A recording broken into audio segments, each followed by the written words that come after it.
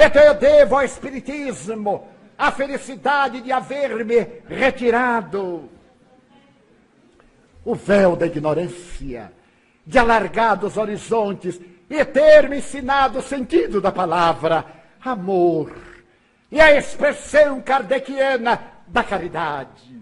Então o que ocorre? A responsabilidade diante do compromisso espírita. Os espíritas temos um compromisso com a doutrina que abraçamos. Ser espírita é uma responsabilidade muito grave. E é por isso que muitos dizem, ainda não sou espírita. Tenho muita vontade de ser. Nem na outra encarnação vai ser. Vai ficar na vontade. Allan Kardec, com a sabedoria que ele era peculiar, estabeleceu que se reconhece o verdadeiro espírita pelo esforço que empreende para ser hoje melhor do que ontem, amanhã melhor do que hoje, lutando sempre contra as más inclinações.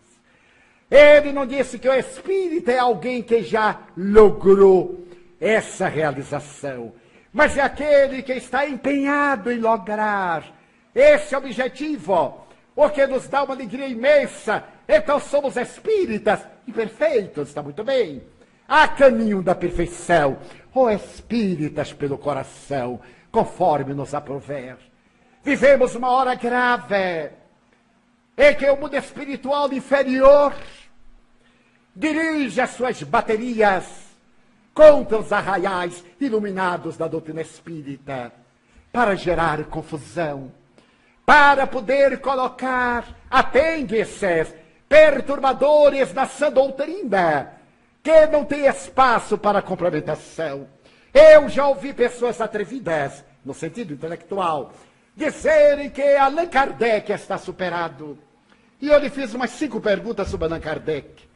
E ele não respondeu a nenhuma. Ele está realmente superado pela sua ignorância. Porque você não leu. Eu não me refiro ao verbo estudar. Você não leu, porque são questões elementares. Então qualquer novidade que lhe chega é fantástica, é agradável, é notável. É solução, porque você ignora a solução espírita, que está dentro de nós, a transformação do ser antigo no homem novo.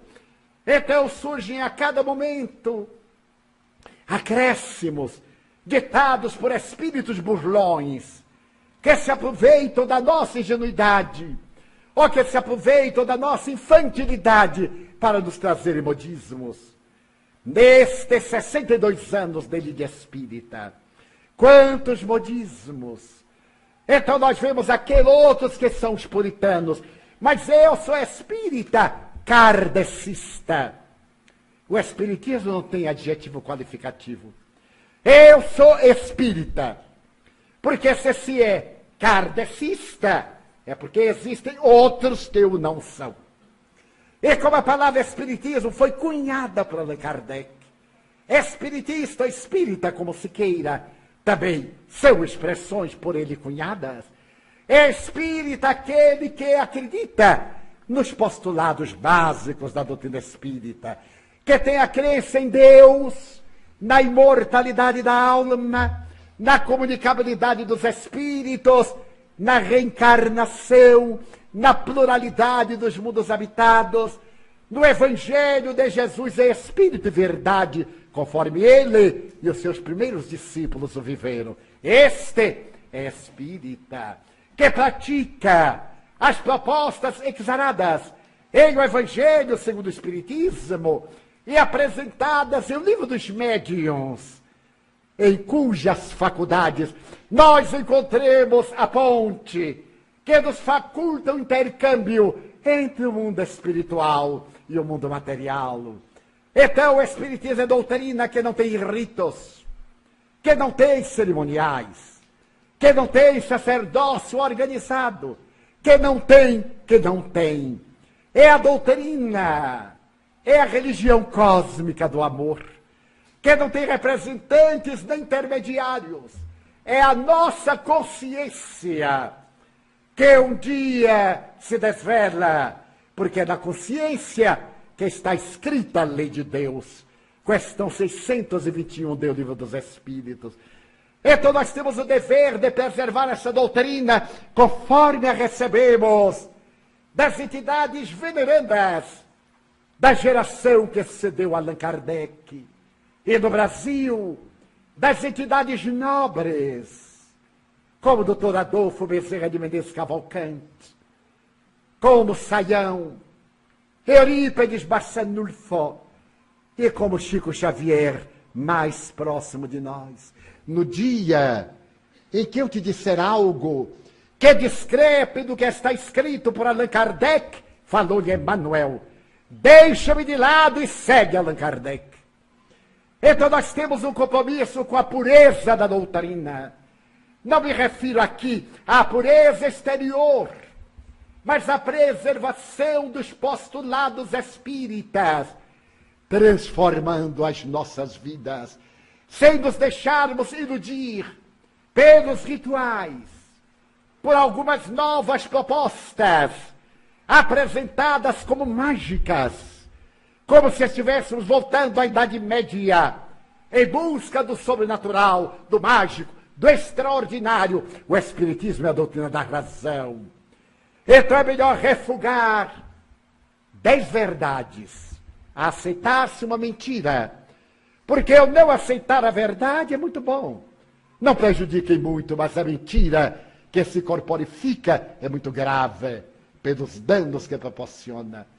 Então é natural que nesta casa dedicada ao Espiritismo, há várias décadas, preservemos a grandeza da doutrina que nos traz a figura de Jesus de volta, para que ele caminhe pelas avenidas tortuosas da atualidade ao nosso lado, para que ele saia da cruz em que o imolaram e o mantenha atado, como se toda a sua vida fosse aquela semana, aqueles dias da paixão, da amargura. Assevero, meus benfeitores espirituais, que a paixão de Cristo não foram aqueles dias, a começar do beijo de Judas, ao momento de extremes da cruz. A paixão de Jesus somos nós. Ele nos ama. E nós vamos encontrar numa bela carta de Paulo, nós o amamos a Deus, porque Deus nos amou desde antes. E amamos a Jesus, porque antes que nós fôssemos, ele já era, conforme o enunciou. Então é necessário que façamos uma reflexão e que nos perguntemos o que é que eu tenho feito da minha postura espírita. Eu terei assumido a possibilidade de ser como aquela mulher que foi para terras distantes e abriu uma casa de amor, ou eu deixei-o aguardando para poder ir à corrida de quadrigas. Ninguém pense que desejamos que voltemos àqueles dias longínquos em que se abandonava a civilização para fugir do mundo. De maneira nenhuma, o ascetismo tem lugar dentro do movimento espírita. Estamos no mundo e deveremos viver no mundo, mas não usarmos das técnicas do mundo para podermos triunfar. Usarmos as técnicas do Evangelho para nos realizarmos como heróis de nós mesmos. É necessário que estejamos no mundo para que a nossa seja uma vida de exemplo. E aqueles que nos conheçam digam, mas eles são cristãos. Mas porque você sabe, porque muitos se amam. Será? Às vezes, eu corro o perigo de abrir a internet. Tenho muito pouco tempo, tenho pouquíssimo tempo. Mas vem uma tentação, uma curiosidade. E abro uma sala, aliás, um cortiço. E vejo as discussões contra, a favor. Lá estou eu, exaltado, condenado, criticado, perturbado, perseguido e totalmente inocente. Como esquecer um dia que casualmente um amigo mandou um site e disse, Valdo, abra, você está lá. Eu acho tão bonito abrir um site. Tem outro nome que eu não me lembro. Então eu abri o tal do site e um jovem com arrobo dizia, eu detestei a conferência de Divaldo Franco. E aí falava horrores da conferência. Sai aos 15 minutos. Quer dizer, ele não ouviu a conferência. Ele só ouviu a proposta. Mas como deve ter-o afetado, ele foi embora para não ver o resto. Porque toda conferência tem uma proposta, uma discussão e uma conclusão. Às vezes começamos até com a proposta negativa. É uma das técnicas. Muito bem. E então ele disse isso, disse aquilo, fui embora. E o homem disse tanta coisa sobre mim e de mim, que eu disse, mas será que eu fiz essa conferência? Eu proferi tudo, é mais ou menos gravado. Eu disse, vou procurar. E como ele dava mais ou menos as dicas, eu telefonei a este, aquele, consegui a tal da conferência mal assinada. E fui ouvir, não tinha nada daquilo. Mas bem, acalmou. Na mesma semana, eu estava em uma atividade em Santo André, numa creche. Passo o dia para atender os amigos, para conversar. E veio um grupo de jovens. Então um deles dizia assim, seu Edivaldo, nós é que somos de uma sala. Eu olhei a sala. E ali estavam. E então nós discutimos muito a doutrina na sala e tal. Eu digo, olha, já que vocês me falam de sala, eu posso ser seu avô, tanto biológico como avô espírita, tetravô, quadrivô, quindivô, o que for. Então, permita-me dar-lhe uma sugestão, à guisa de conselho. Não use a internet para detratar de ninguém. O mundo está cansado de tanta coisa espúria. Seja você quem dá uma mensagem de esperança. Transcreva uma página de um livro nobre da codificação, de um autor preferido. Há poucos dias mesmo, mandaram-me um site, eu abri, e um jovem falava horrores de mim. Eu então tentei conseguir a conferência para ver se ele tinha razão e aceitar a sua diretriz, porque ele podia dizer a mim, e não colocar no ar para eu não saber nunca, que é uma grande covardia. Escrever contra alguém que nunca vai saber, porque como ele não está na sala, ele está no quintal trabalhando. Então, aproveitem, porque um leigo abre e diz, meu Deus, como eles se detestam fraternalmente, como se odeiam sorrindo, que coisa, não vou me meter nisto. Então aproveite.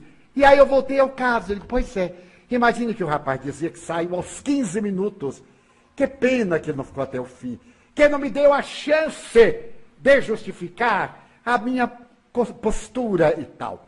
Então eu notei que o jovem ficou muito pálido, começou a tremer, disse, Edivaldo, fui eu. Aí fui eu quem ficou pálido. Eu disse assim, você, meu filho, pois então eu vou ser muito franco, você foi perverso e foi covarde. Porque se você fosse um bom cidadão, e como você vai ser mais tarde, seu primeiro dever era comunicar-me a mim, porque fui eu quem falou, fazer as suas objeções, pedir esclarecimentos que eu tenho obrigação de lhes oferecer. Mas sem ir para uma sala mentir, porque é tudo mentira, não é, meu filho? É sim, senhor. Então, o que foi que isso lhe rendeu? Acusar-me. Eu continuo mesmo. E você, durante uma boa temporada, vai ficar com um conflito desnecessário. Porque está vendo como o Senhor da vida é. Trouxe você, que não gosta de mim, para eu poder lhe aconselhar o bem. E então falei e disse, muito bem, mas seu passado, como é seu nome? Fulano, vamos começar a vida nova. E nos abraçamos. Então nós deveremos amar realmente.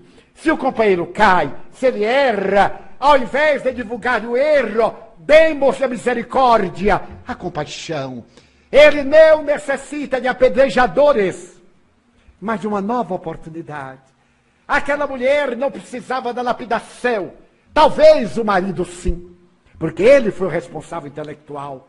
Ele é que não cumpriu com seu dever.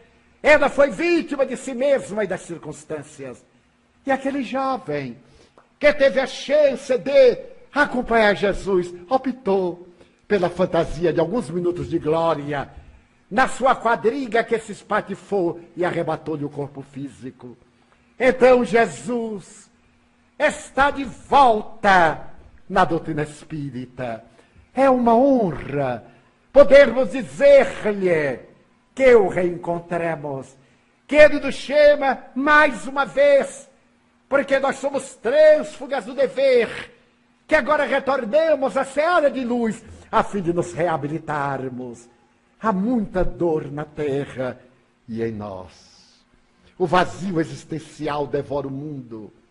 A angústia, a solidão, a ansiedade. geram a depressão, o transtorno, o síndrome do pânico. Quantas dores! Este é o momento de amar, de nos darmos as mãos, de eleger a doutrina espírita como sendo a nossa meta, como escreveu Emmanuel, através das mãos do venerando apóstolo da mediunidade Chico Xavier. Espírita, seja o nome do teu nome. Espírita é a honra que podemos disputar por conhecer Jesus. E no silêncio das nossas orações, pedirmos a esse doce e suave pastor que nos leve de volta ao seu rebanho, para que aconteça aquele mesmo fenômeno de Roma e a sociedade terrestre cansada de terrorismo e de violência, de degradação, de incúria e de agressividade, passe a experimentar o vento generoso da nova era, quando espíritos nobres estão reencarnando-se, para que na metade deste século, possivelmente, atinjamos o clímax da mudança de mundo de provas e expiações para mundo de regeneração, e a linguagem do amor substitua o nosso verbalismo de tanta complexidade. Que sejamos nós, aqueles que tenhamos a honra de esparzir alegrias, apesar das dificuldades, de dizermos que a vida é bela, que ela é colorida, que ela é rica, ao invés da blasfêmia, da queixa, darmos a nossa gratidão cantando, Senhor. Eu gostaria de dizer-te que é uma vida que é bela e é consentida. Muito obrigado, Senhor. Vamos só abrir para pergunta daqui a pouco.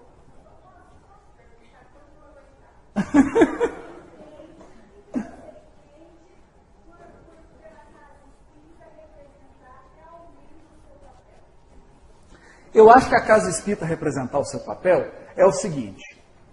Eu vou falar assim de uma forma bem aberta. É nós pararmos de abordar assuntos que não têm importância nenhuma para a nossa vida moral e para a nossa evolução espiritual. Por exemplo, eu sou um espírito talvez caído aí de vários vagões. Qual a importância que tem para mim saber quem que Chico foi e quem que Chico não foi? Nada. Porque se eu não resolver as deficiências morais que eu tenho, eu vou ser exilado de novo. E com os livros tudo lá na mão, de quem que o Chico é reencarnação e quem que não é. Aí eu vou ser homem neandertal lá no outro mundo, ficar estudando quem que o Chico foi reencarnação. Se o corpo de Jesus é material, se é fluídico. Entende? O que é o verdadeiro? Então, eu acho que nós sermos primeiro humanos, ao receber um pai ou uma mãe que perdeu um filho e falar, olha, o Deus que eu aprendi na doutrina é um Deus universal. Nós aprendemos aqui na doutrina que nós somos espíritos imortais. Vocês entenderam, gente? Eu fui agora em setembro fazer o lançamento da tradução do Novo Testamento lá em Goiás. Cheguei lá, um diretor da Federação Espírita Brasileira perdeu uma filha de 22 anos num acidente de automóvel. E aí fomos jantar com eles, e ele chegou para mim e falou assim, olha, eu nunca imaginei que essa doutrina era tão consoladora. Porque eu vou falar para você, se não fosse essa doutrina espírita, eu estava morto. Eu estava morto. Estava morto. E a moça, 15 dias antes de falecer no acidente, olhem só, na mocidade espírita, com os companheiros, teve uma dinâmica lá, ela falou para os companheiros assim, eu vou morrer jovem num acidente. Ah, que isso? Para com isso. Brincaram. E ficou assim. Uma semana antes, ela liga para a tia e fala, tia, eu quero te pedir uma coisa. O que foi, meu filho? Ampara a minha mãe, tia. Não deixa ela cair em depressão, não. Eu falei, meu filho, por que você está falando isso? Sua mãe está com algum problema? Não, tia. Só estou te falando isso. Ampara minha mãe, não deixa ela cair em depressão, ela vai precisar muito de você.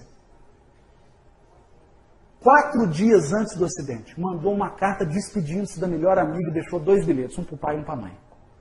No dia do aniversário do pai, ela saiu, deu um beijo, agradeceu, falou que foi uma honra ter nascido naquela família e deu adeus para o pai e para a mãe.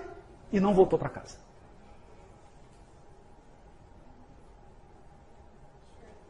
Então, doutrina espírita essencial é essa.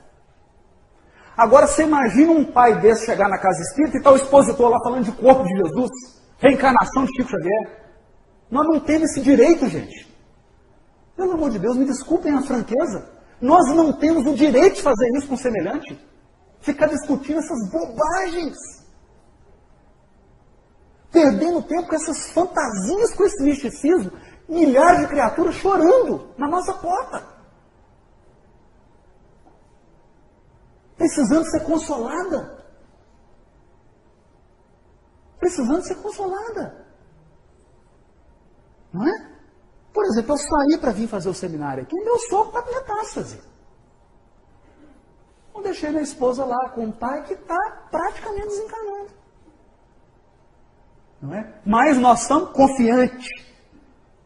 Toda semana lá fazendo culto com ele, preparando ele para a desencarnação. Não existe doutrina mais consoladora do que essa, não, gente. Não tem. Não tem. Então, isso, sabe, querido, eu acho que o que a casa tem que fazer não é essa regrinha, colocar regrinha, não é isso, não. É o amor.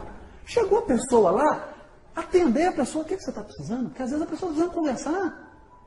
Ah, não posso conversar com você, não. Você tem que passar pelo curso de não sei o quê e tal. Aí depois que você passar pelo curso de 3 anos, eu converso com você. A pessoa morreu de depressão. Né? Então, é voltar para o amor. Para o amor. Receber. O que você está precisando, meu irmão? O que você está precisando? Eu estou desesperado, eu quero suicidar. Não, vem cá, vamos conversar. Olha, Deus é Deus de um universo infinito. E aí vamos falar tudo isso. Nós somos filhos imortais. Nós estamos em evolução. Olha aqui, olha as contas aqui. Está tudo certo, fica tranquilo. Confia e segue. Isso eu acho que não tem. Isso não tem. Em lugar nenhum. Né? E nós precisamos manter essa chama viva. Viva. Da doutrina espírita e do Evangelho. Do Evangelho. Ô, gente, Jesus é governador espiritual do homem. O que ele veio fazer aqui, gente? O que é o governador espiritual do homem? Ele é um Cristo. Veio aqui para ensinar para a gente tudo que a gente precisa moralmente aprender para sair da terra. Porque existe um universo cheio de beleza e felicidade esperando a gente. E por que nós não podemos ir? Por quê? Porque nós estamos cheios de débito aqui, ué. Cheios de amarras. Cheios de deficiências. Cheios de imperfeições morais. Então esse é o sentido. Esse é o sentido.